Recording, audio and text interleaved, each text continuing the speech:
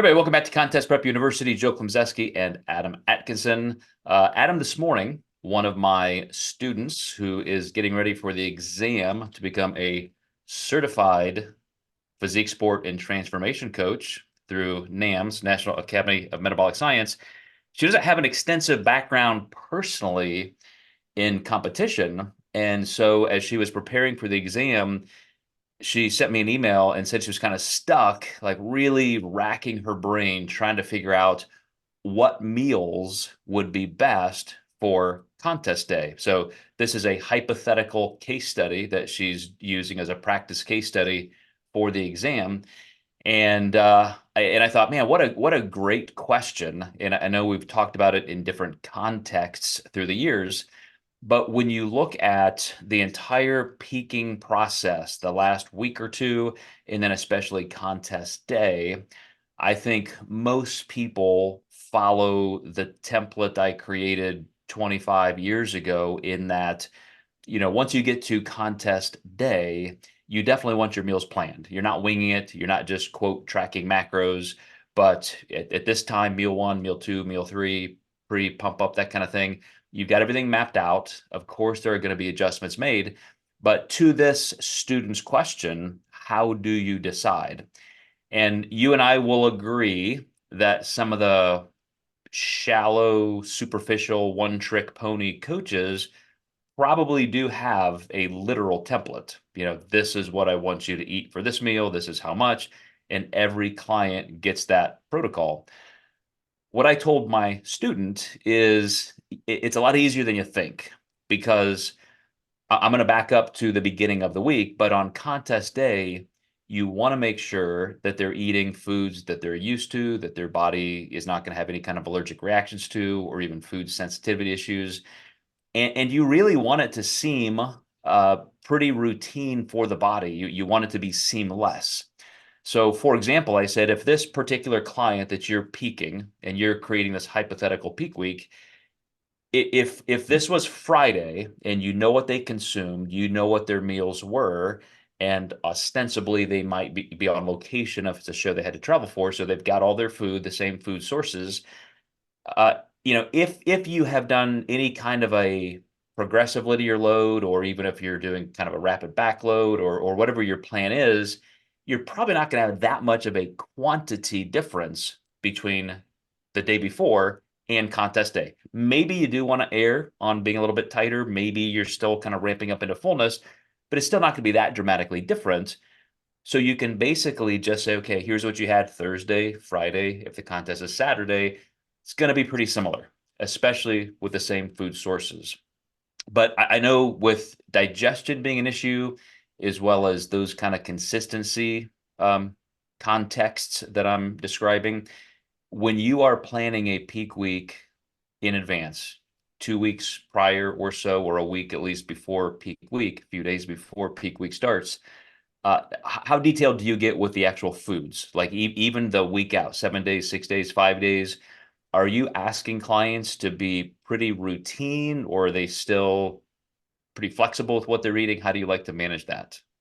Yeah, we do ask them not to rotate their foods too much during that week, especially as long as digestion's good and we're not mitigating anything into the home stretch, which is, you know, hopefully the case, right? And hopefully they're ready early. So one of the things we do is we ask our clients for a food log the first 2 days of peak week so I can start formulating their show day meal plan based on what they're currently eating and even also how they look. So with travel being concerned, sometimes the show day needs to come a little bit earlier, but I typically do not like to send it until about Thursday. So then it's really cut and dry and it's exactly what they need. I like as little modifications to that sheet or the serving sizes as possible on show day, just so there's no confusion on anything. But you're definitely right. Like there's one trick ponies out there that are giving clients something they've never eaten before, which is certainly a really big risk. And it seems to have transcended down into the bikini division, which is funny because I could maybe see a bodybuilder who has cut a drastic amount of weight needing to fill out more the day before. But some of these weird protocols, I'll call them, have made it into bikini show day plans for whatever reason. Yeah. Well, it's certainly just what they know as coaches. They don't have the systems, the education, the experience to do anything else. And so it just becomes that very almost superstitious level of, this is the magic talisman. This is how we do it. But I will go a step further back in saying, as I'm helping a client get ready for peak week, I guess I have to actually check myself. This preparation for today's episode made me think, I don't know if I'm remiss in bringing this up with every single client. I assume most clients have a decent routine. They're not waking up every day wondering what they're going to eat. They know what works for them. But it is important, and this is my point to self, is to make sure we're talking about, finding out what really works. Let's get rid of things that are a little extraneous or risky, and then let's roll in with something that we know is very, very stable, creating the best GI regularity. Of course, we always consider, things that can travel well if you have to. You don't want all of a sudden a day or two before the contest be completely switching foods, as you mentioned. So some of those things you might want to integrate sooner. It can actually take up to a month or so, even longer, for the gut microbiome to adjust to significant changes. So those are things to consider. And as the person who brought flexible dieting to the mainstream, it's funny, maybe ironic for me to talk about needing a lot of structure and eat the same things on a regular basis, but for this process and for this reason, it's pretty important. One little anecdote, another client of mine messaged this morning and said, "Hey, you know how, weight didn't change last week?" And I said my GI system was kind of upset and it just wasn't really feeling well. She said, I was eating too much fiber, so I reduced this food and that food, and now I feel much better and I dropped 2 pounds. Well, those are the kind of things you don't want to have happening, 3 days before a contest. So this is the chance to really, as a competitor, decide what foods work best, what meals, and then ride that into the contest. Absolutely. I had an interesting peak last year towards the end of the year with two clients that were at the same show. And there's a bread out there called Sara Lee. It's like 4 carb bread. Well, my one client, she had really high intake and got really lean. She was at like 170 grams of carbs in her lowest part of the diet, maybe 40 minutes of cardio. One of those dream scenarios that you don't run into. Well, we got to her peak week. She was eating that Sara Lee bread where I'll call her teammate, I had seen a lot of slowdown. We wondered what was going on. Her carbs got really low. I want to say she was at 100, if not um, below 100 carbs for a short period of time. And so they get there on show day, and with my girl who had the higher carb intake and was eating the Sara Lee bread as well, I had her keep it in because I said it was just too late to change it in the game. So naturally, when she saw what her teammate was eating, which was something I told her to remove a few weeks ago, she was like, "Why does she get to eat that and I don't?" And I said, honestly, I'd like her to remove it, but it was part of her structure at that point in time. And I just felt more comfortable keeping it in versus replacing it. And I said, probably by the next show, we'll stick to something more trackable, but just too late in the game to change it. So we kind of had a good backstage laugh about that.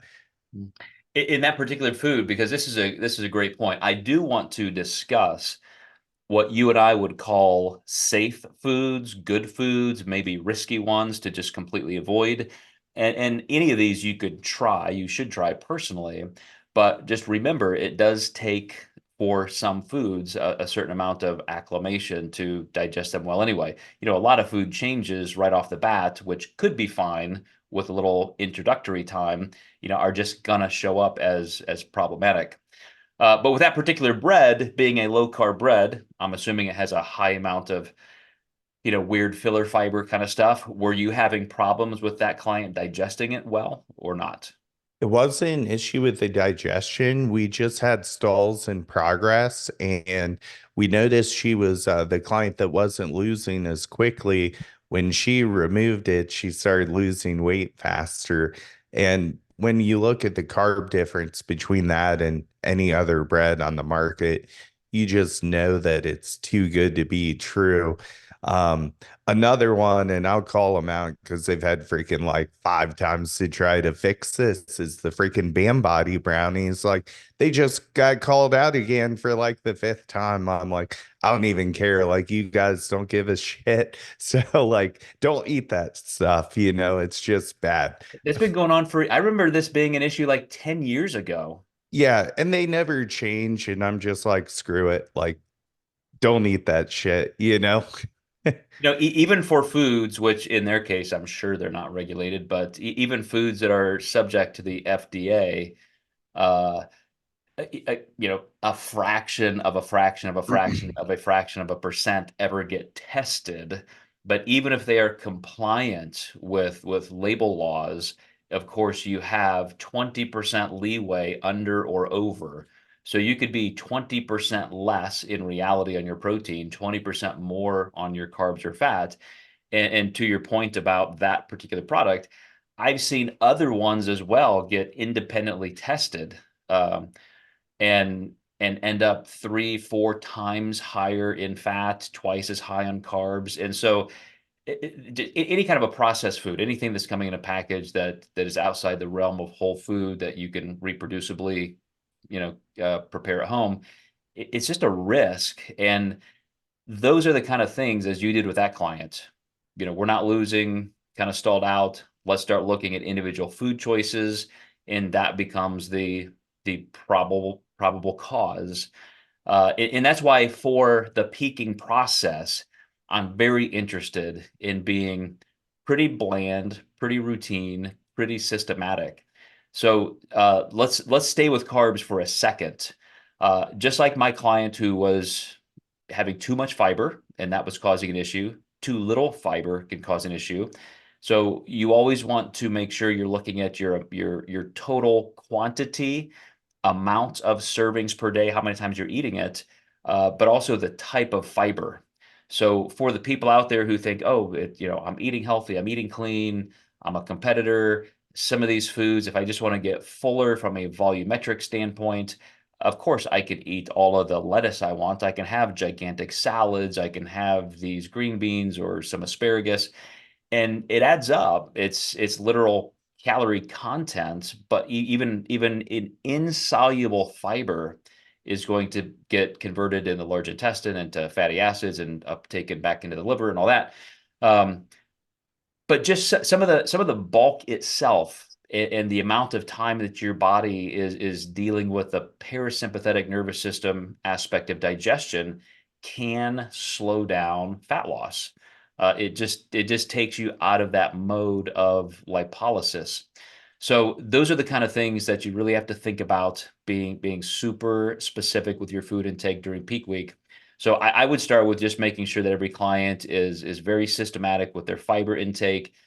They've got good GI regularity. They're not seeing bloating, gassiness, and that sort of thing. But what other kinds of carb sources from starch or fruit do you like to see people, staying consistent with? Let's not get all this weird stuff, but here are some really safe bets for peak week. Yeah, one thing we haven't talked about yet is those clients that have nearly hardly any carbs towards the end of their prep. They just make it in time for the show. What kind of carb do you add in? And rice seems to be one of the most easily digestible starches you can get. I know a lot of RDs that's one of the safest foods that they put on somebody's, dietetics plan.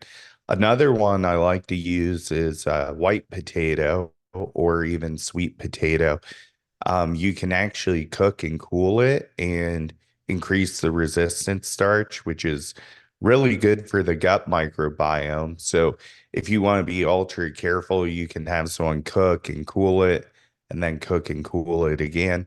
Now, one thing to get straight, that does not make the calories free. There's a lot of people that think that they're kind of like the flat earth people of the nutrition industry. But I would say rice and potato tend to be my go-to for those. Mm. Well, and I would be completely identical to that.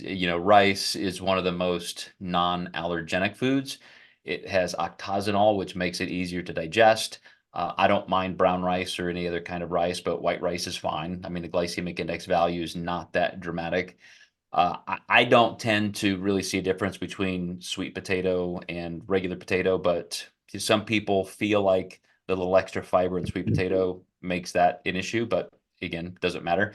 If somebody is used to eating and it's very predictable in what their GI response is, I don't mind a certain amount of oatmeal. I typically like still, I don't force people to, but I don't disallow fruit up to a certain amount of your carb intake, and fruit is totally fine. Also very digestible typically. You're gonna also get the enzymes from that. It's just a very clean food, a lot of soluble fiber. So without the gut load and potential problematic bulk, you can end up increasing your bowel motility because you've got a little extra fruit in your diet. So absolutely, rice, potatoes, fruit, maybe a little oatmeal. I definitely do like to see people get away from some things that just may be an issue. Not that I think they are, but if you can avoid wheat products, who knows if you have even a minor little gluten sensitivity that could be an issue. I know I just said oatmeal is fine, but again, if that's a consideration, then you could drop that too. But at this point, to me, it's all about predictability and digestive consistency and normalcy. So, man, I can't really think of anything. When you get into some of those, as you talked about that bread, the low carb breads, the fake bread products, the wraps, tortillas, things like that. Again, in a pinch, if you are already using them and you're not having a problem with them internally, then that's fine. But I do prefer the whole foods. Absolutely. They're usually your safest bet. Yeah. So what about protein sources? I know just any basic animal meat, chicken breast, turkey, that kind of thing is going to digestively be similar and about the same. But do you see people having a problem with eggs or egg whites? Is that something that you see as a consideration during the peaking process? I'd say that's one of the largest like food sources that has potential to change. And the reason I think it is I've had two or three clients during prep, they just stopped tolerating eggs. And I think bodybuilders tend to eat a ton of them, and you just hammer those same enzymes over and over and over again, and they don't get enough time to repopulate as much to break that food down. There seems to be a different with and maybe you know why, the pasteurized egg whites and then just regular. So for whatever reason, if I have someone switch, that might buy them a little more time. This is very rare, but I've seen it happen. And I think it's just eggs are in almost everything that we eat too. So I think it's one of the common, short-term intolerances people develop during a prep. Really, really funny you say that. So we have chickens. My wife loves her chickens, and so we have these great, organic eggs and so forth. And it's always been odd to me. I should have looked this up years ago, but for foods, protein should not cause flatulence. It's not like you're getting those undigested fiber sources in your GI system that triggers anaerobic bacteria to process them and create methane gas. But the sulfuric smell, just to get kind of graphic here, of eggs and egg whites, when you do have that kind of response in your lower GI, we've all been around bodybuilders who have like egg farts, right? Um, and it's pretty significant. And so to me, that's just one of those things to know about your body. If I know that's the reaction I'm getting, probably not a good idea to use those in my diet. Um, but it does make me curious to think, here's my particular source. And then if I'm going into New York City to compete and I'm buying a dozen eggs down the road, is that going to be a difference? It may. I don't know. It is a question mark, so it may be something to consider. Yeah, and sometimes just bodybuilders in general tend to consume a lot of sulfur in general. So that's not completely uncommon, especially if someone's just slamming way too much protein, they're going to have that higher sulfur content. Hmm. So any other foods though, like are you like me in that from beef to chicken to turkey, et cetera, like do you see a difference? I just never really consider that an issue with consistency or digestion. Only if there's a allergy. I had a client who was allergic to chicken, believe it or not, but because turkey is in a different species, he could, because you wonder, can you have turkey? They're pretty close, but the species difference was enough for him to be able to consume it. Hmm. Yeah, like I said, I wouldn't necessarily consider that like a big problem. But hang on, I'm on a call. Uh, Somebody's trying to knock on my door here. Let me go ahead and pause this for a second, Adam. Yeah, I no think problem. I can do that, and then I will. I can edit this. Okay, well let's turn to fat, and again, this is kind of a non sequitur for me because a lot of people aren't adding, fat sources if they're getting something from, let's say, a lean beef, or if they are somebody who is consuming eggs and they want some egg yolks, it's probably something they've already had in there. Um, but it's just usually not something that's causing any kind of GI disruption unless it's too much overall fat and not enough starch, but that would probably be something you already know. But are there any specific foods that you're saying do or do not consume? You're allowing or discouraging things like nut butters or certain oils or anything that you do differently? Yeah, I think a big one here is I've had clients up their fish oil, like, and then they tell me about it to try to hit their fats. So you definitely don't want to do that. Meaning like the capsules, like if you eat more salmon, that's not going to be a big deal, but definitely don't take like fish oil supplements to do that. I don't really add any new oils or anything like that. I usually just try to buy like fattier food content or stick to like your avocado, your peanut butter, whatever it was you were using to hit your fats in the first place. Fats aren't often talked about in peak week, but they can really help you hold a certain state of condition in terms of, if you have your carbs set and you're kind of chasing the metabolism up, the fats can really help you kind of hang on to the load a little bit more. And I think people tend to go carbs, carbs, carbs, and don't really up the fats enough sometimes in peak week. Well, you said that perfectly and very nuanced in that you said to hold the carb load. You didn't say to load because I've seen some people say, hey, my coach wants me to eat 2 jars of peanut butter to load the day before the show. Well, what's 400 grams of fat going to do for glycogen levels? Like absolutely nothing. When you have enough calories in a certain bolus of food, a certain mealtime, any extra fat is just instantly stored as fat. Instantly stored as fat. Doesn't turn into glycogen, doesn't do anything else.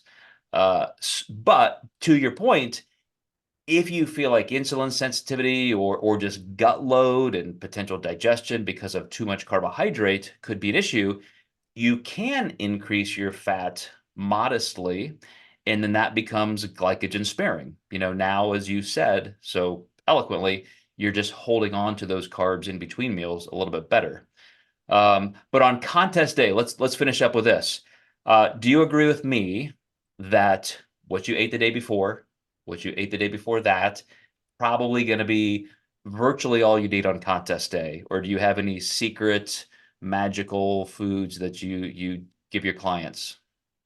The only thing I'll do different is they may get a little bit of sugar pump up depending on how fasted they are prior. I'm not looking to increase a client's fullness by half a candy bar or I'm really known for the peanut butter cup because of you. It's perfect. It's a little bit of sugar, it's a little bit of fat, and it's a good way to prime the pump and just make sure you're not pumping glycogen out of the muscle tissue. So that's one of the reasons we use that. But just like any game, you have to pivot. There's not a perfect play. Sometimes you have a client eat and then, holy crap, the show's moving quickly, or they decide to skip a class because the makeup's not done and the artist is behind. And you may be pumping up from that meal you had, an hour ago, and that's the smarter call. I know some of my clients are disappointed when they don't get the candy then that we had kind of planned on, but you know, I would rather use the right club at the right time versus just say, well, we're going to do this anyhow because we said we were going to. I am so glad you said that. That is perfectly stated. And I agree. All this talk about consistency and normalcy and predictability. I also don't consider a small amount of something innocuous like that. I would call it innocuous because it's mostly sugar. Even the people who want a little wine or a little tequila or something, we'll talk about that in a second. That's not like putting an entire 600 calorie meal in your gut and hoping that 6 hours later, everything is still okay. It's very, very time dependent in that you're 15 to 30 to 45 minutes away from the stage. You're looking for that very acute response in sparing glycogen, like you said, so you're not pulling all the glycogen out of your muscle tissue. But still, if you don't have to use it, you don't have to use it.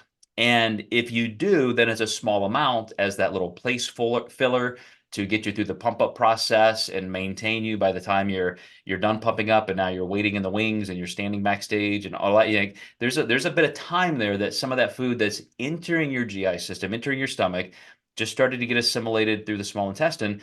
Like timing wise, that can still be appropriate, but that's not the ball game. That's not what is going to make or break you on stage. It's just that get through time period. So I totally agree. And those are, those do become a little cliche, like you said. Peanut butter and rice cakes, or 20 years ago for me, you used to see all my clients with a slice of pizza because I wanted the sodium hit first, and then a little bit of the simple carbs and all that stuff, and the fat. Other people have different mechanisms. The peanut butter cup for sure. So there are some things that I say, let's pick something that you do have some experience with and you think you'll digest well. But it's all about just having a few extra tools in the toolbox or a couple extra clubs in the bag. But yeah, it's going to be still very routine meals throughout that process. So no surprises from you then, other than that, nothing extra that you have people bring. I really don't like if they're really flat, we might do like a larger meal or something more voluminous, but it would usually be the day before the show versus on show day. Mhm. Even little things like you and I, maybe suggesting or asking for some extra sodium without a lot of other, food content with that. Sometimes, as I think you've said in the past, you'll use just a little salt, like under the tongue, or mix it in your water, mix it with a little Gatorade or something. If you have somebody do something like a pickle or some potato chips, again, pretty benign. I don't think that's going to cause any kind of a reaction that's going to make you all of a sudden change how you look. I mean, the sodium will supersede that. But similar to you, it's just, a couple little extra things, and let's major on the majors. Yeah, the pickle was something I used to use. It was actually something I'd have my clients pack, but honestly, I had two people pack jars and spill, and at that point, I just stuck to the dry salt. It's just easier to pack typically. Yeah. All right. Well, Adam, awesome information. High utility, as we like to be, helpful for our viewers and listeners. And And if you guys still watching, if you have not heard about or you've not inquired about our Contest Prep University D1 Club, it's a private group that we do this kind of stuff privately for those members, and they can interact. They're part of the conversation.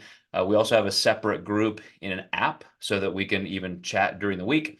So if you have a coach or you are uncoached and you simply want some extra people looking over your shoulder, our member peers, very active, let us know. Check it out. It's only $3 a month, but we'll see you guys next time in Contest Prep University.